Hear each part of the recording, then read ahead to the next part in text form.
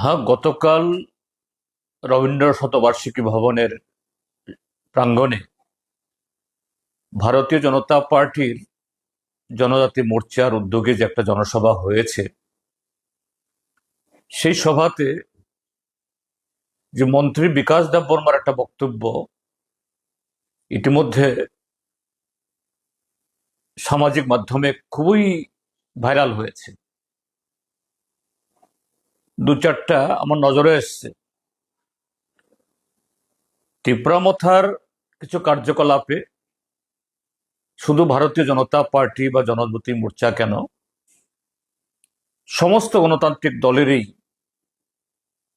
বক্তব্য রয়েছে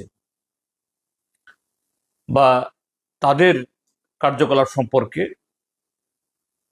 সেখানে তাদেরকে কিভাবে গণতান্ত্রিক পথে সংযত করা যায়, মোকাবেলা করা যায়, এ সম্পর্কে যার যার মতো করে সবাই কথা বলছেন, বলবেন।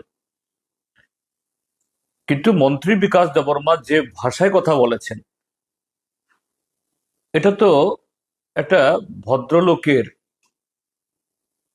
এবং সেই ভদ্রলোক সংবিধানের নামে শপথ গ্রহণ করে তিনি একটা মন্ত্রী পদেও আসীন আছেন।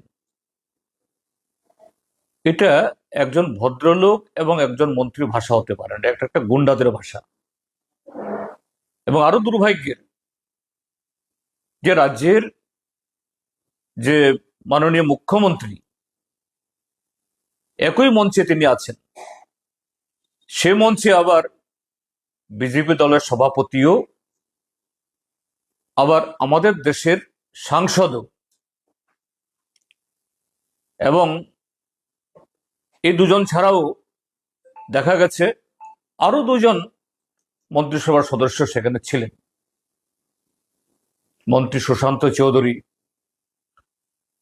তারপর বোধহয় মন্ত্রী টিঙ্কু রায়কেও দেখা গেছে।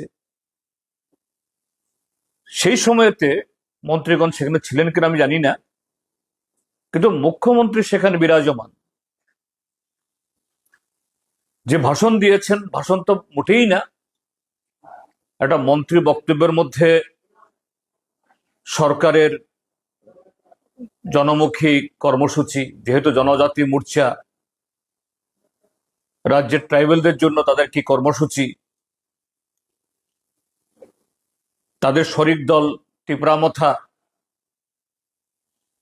শরিক দলের কার্যকলাপ, গণতান্ত্রিক বা অগণতান্ত্রিক, তাদের বিভিন্ন ধরনের ইদানিং কালের যে সমস্ত ভূমিকা, এ সম্পর্কে সরকার তথা ভারতীয় জনতা পার্টি বা জনজাতি মোর্চার কি দৃষ্টিভঙ্গি, তার তো কোনো ব্যাখ্যা নেই। শুধু দেখে নেব, প্রতিশোধ গ্রহণ করতে হবে, ছাই করে ফেলতে হবে। ককবরকে বারবার বলছেন থাপলা চানাই, মানে ছাই করে ফেলবেন। এবং সর্বশেষ জঘন্য ভাষা প্রয়োগ করেছেন, একদম অঙ্গভঙ্গি দেখি পোল্ট্রি মোরগের মতো ছিঁড়ে ফেলবেন। আমি রাজ্যের মাননীয় মুখ্যমন্ত্রীকে বলবো এবং রাজ্যের গভর্নরের মহোদয়ের দৃষ্টি আকর্ষণ করব, এই মন্ত্রীকে এক মুহূর্তের জন্য মন্ত্রিসভায় রাখা উচিত নয়, তাকে বরখাস্ত করা উচিত। এবং এটা সরাসরি একটা কগনিজেবল অফেন্স। হ্যাঁ, ত্রিপুরা এই জাতীয় কিছু অগণতান্ত্রিক কার্যকলাপ করছে, তার বিরুদ্ধে আইনানুগ ব্যবস্থা গ্রহণ করার জন্য দাবি তুলুন। মুখ্যমন্ত্রী তো এসব কিছুই করছেন না, শুধু মুখে নানা কথা বলছেন। আর সেই জায়গায় আরেকজন মন্ত্রী, যারা আইন ভাঙছে, সংবিধান অমান্য করছে, সন্ত্রাসের বাতাবরণ তৈরি করছে, তিনি পাল্টা সন্ত্রাসের কথা বলছেন। আমি একে শুধু নিন্দা না, আমি বলবো ইমিডিয়েটলি তার বিরুদ্ধে প্রচলিত আইন অনুসারে ব্যবস্থা গ্রহণ করা দরকার। এবং যে পুলিশ অফিসাররা সেখানে উপস্থিত ছিলেন, এই ভিডিওটি দেখে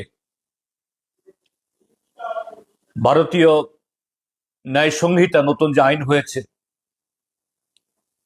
সেই ধারা অনুসরণ করে কোন ধারায় তাকে ভোগ করা যায়, তাকে যুক্ত করা যায়, এটা দেখে করা দরকার। নতুবা ত্রিপুরাজ্যের রাজনৈতিক পরিবেশ ইতিমধ্যে কলুষিত হয়েছে, এটা আরো কলুষিত হবে, আর যারা আইন ভঙ্গ করছে তারা আরো উৎসাহিত হবে।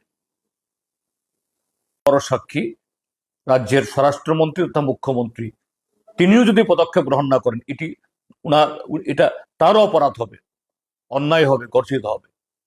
এ হলো আমার বক্তব্য। নিন্দা এবং তার বিরুদ্ধে ইমিডিয়েটলি ব্যবস্থা গ্রহণ করা।